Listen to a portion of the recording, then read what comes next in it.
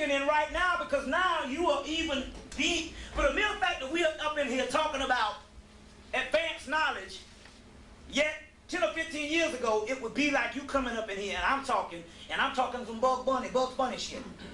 You know what I'm saying? It would have been some real strange stuff. Now it's food for thought. Not only that, you find answers within the most strange stuff. Seems like the only stuff that you can adhere to, because you get stagnant in the stuff that you already know. That's what knowledge is.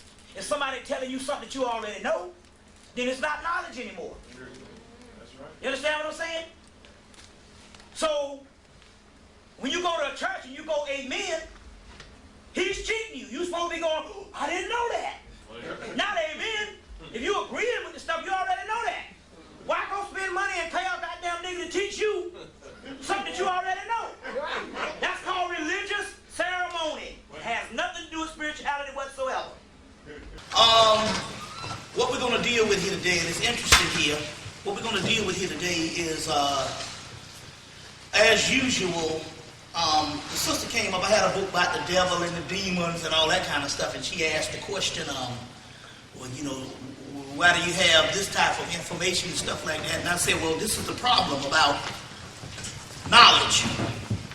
And there's a difference between inspirational ceremony, which most things happen to be, and actual knowledge.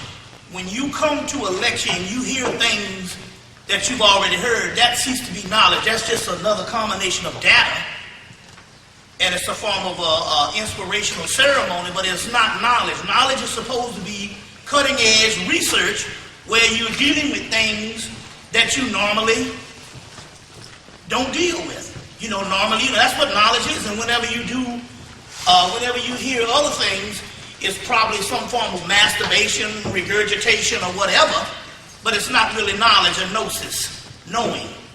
And so therefore, since this has been pushed to the back, and this is as far as what we call the dark side, or what we call those unknown mysteries. Remember now, to the average Christian, the Egyptians were the devil. This particular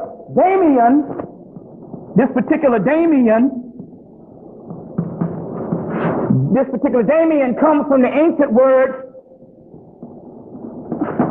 Amian or Amen or Amen, which just means hidden.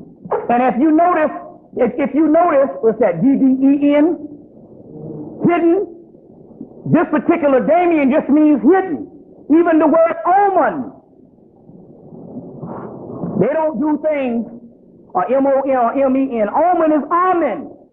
And it means hidden. They got movies that are hidden. And this is one of the main key things of what they're dealing with in their particular movies. And what we're dealing with based on the alchemical treatment is we're dealing with the black person or the soul, actually called in Jung mythology, the shadow. Now, the other day I told you that evil is good in the context of where you put it. Now,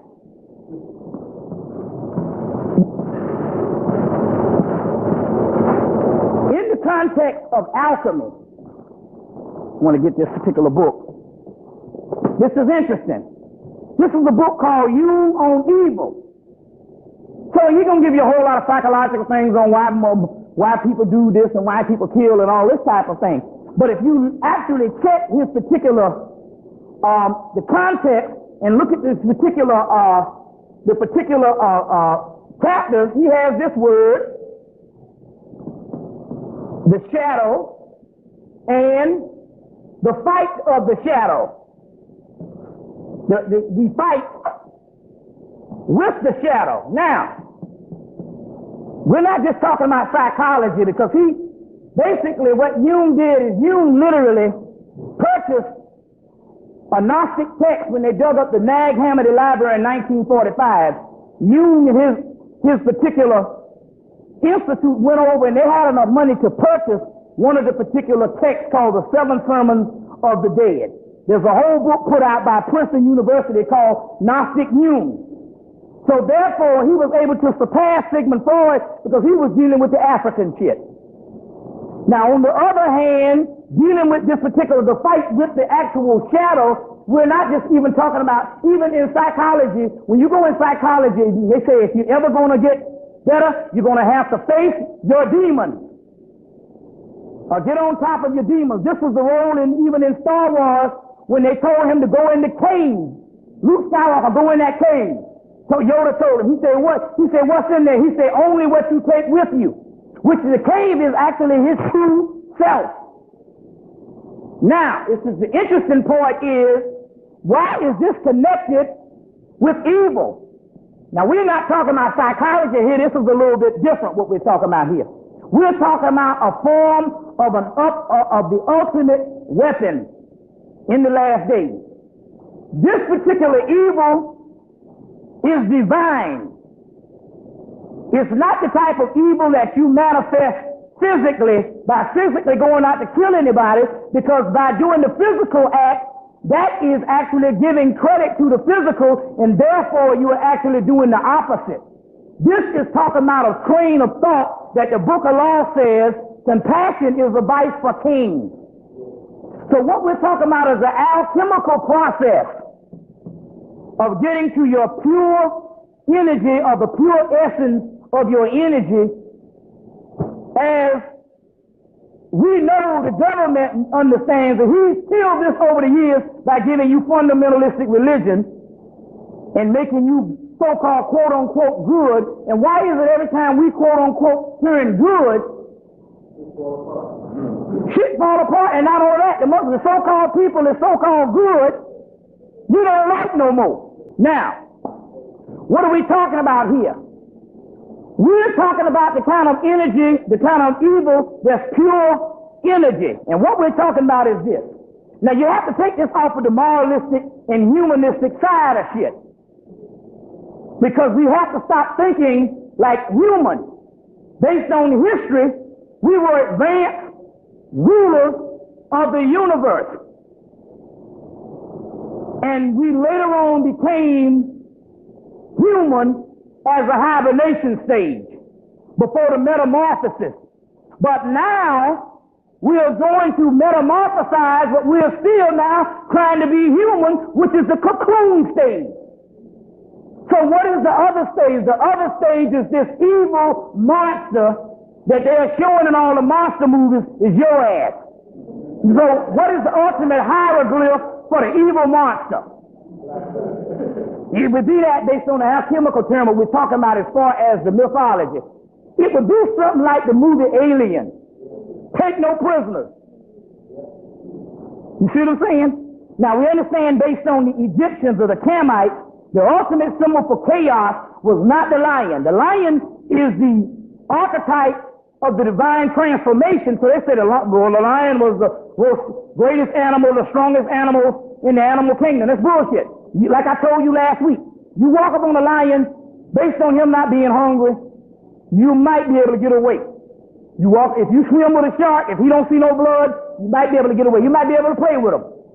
But a crocodile, there is no compromise. So the divine emblem of Sebek was the crocodile, because a crocodile, the only motherfucker in the animal kingdom, there is no compromise. Same way with the movie Alien. Now where did they get it from? Alien comes from an ape, Geiger Necronomicon, which he was inspired by the occult and by the occult, and also H.P. Lovecraft. The guy Ridley Scott flew over to Europe, saw these magnificent Necronomicon paintings, and later on drafted his Alien movie. So Alien is the ultimate archetype of who we are. That is the alien, because even in the Gnostic text, they talk about the alien God, represented in your book, Bentley Layton's book, The Gnostic Scriptures, the alien God. So we're talking about here another system. Now what are we talking about alchemical? And this is what we're talking about. We're talking about this. We're talking about the word prime.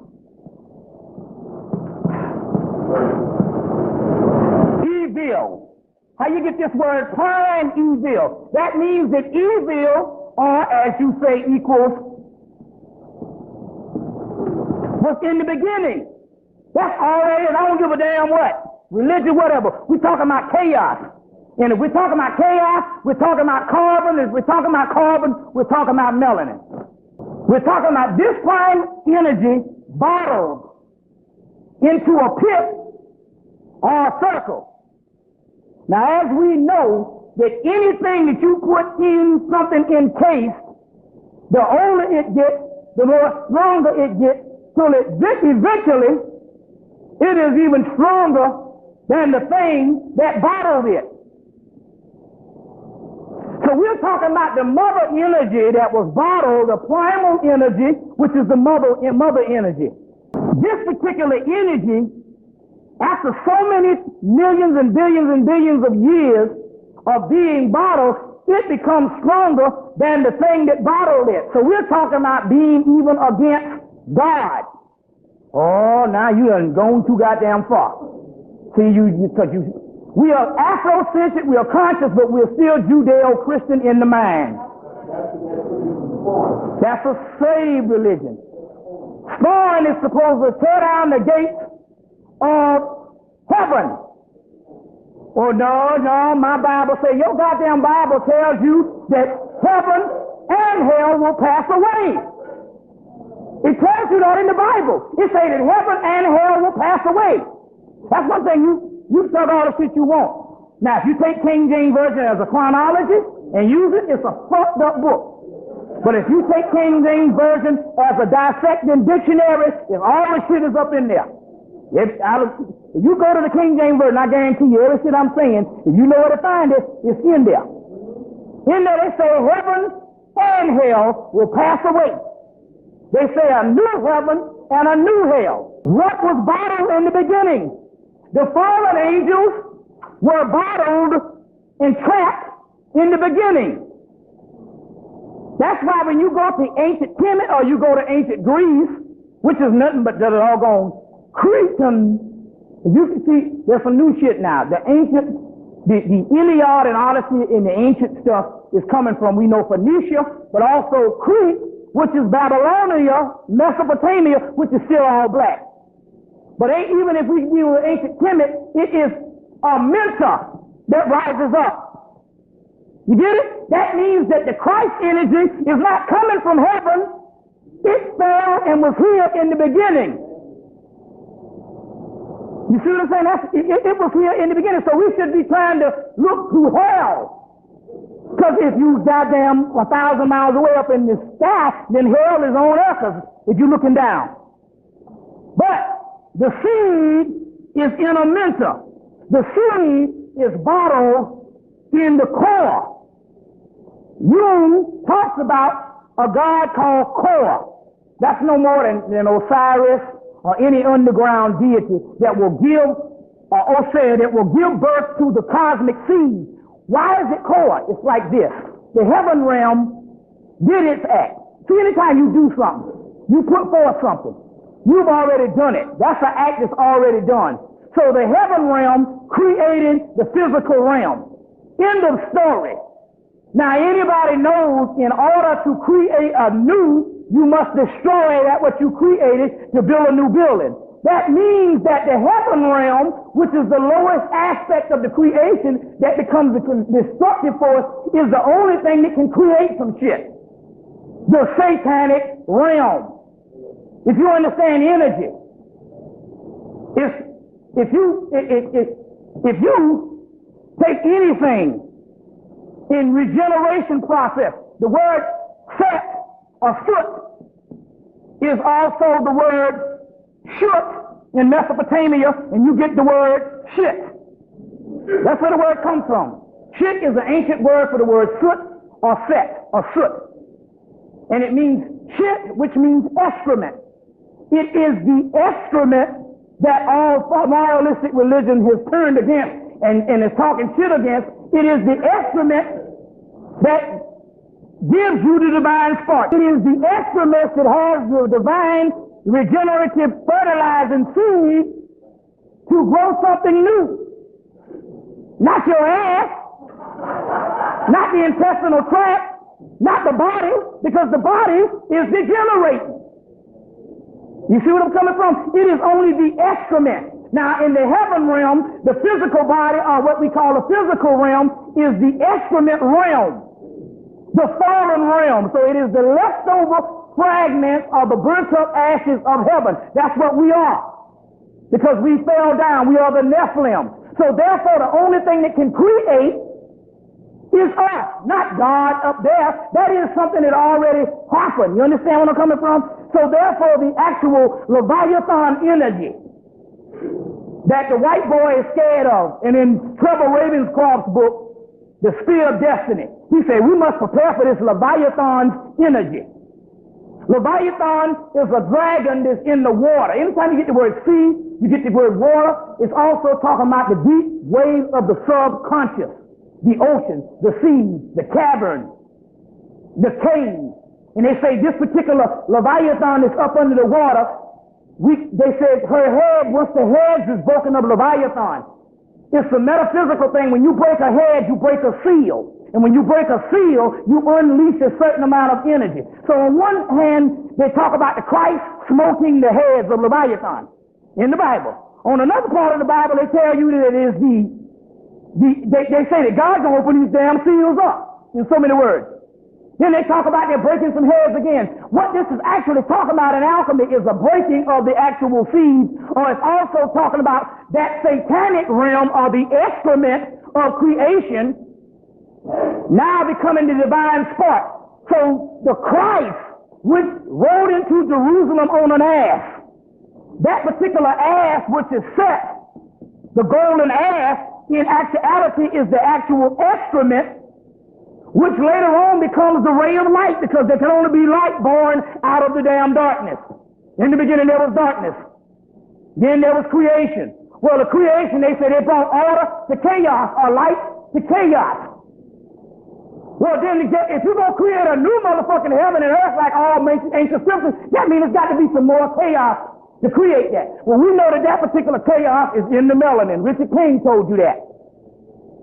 And your boy Stephen Hawking, who is the astrophysicist, says, they say, well, the universe has no ending. That's what the white man said. Stephen Hawking says it does have an ending.